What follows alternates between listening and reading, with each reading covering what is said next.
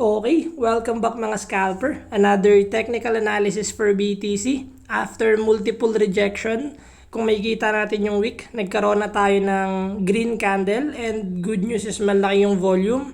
So currently, nagkaroon siya ng wick here. So if yung BTC is magkaroon ulit ng another wick, then mag-close below this line, possible merong rejection sa line na to.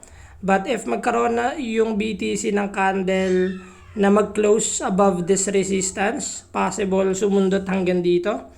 And if magkaroon ng breakout hanggang dito, candle na mag-close dito, good news is magkaroon tayo ng uptrend. So yun yung mga possible scenario sa BTC ngayon and still nasa range pa rin tayo nito.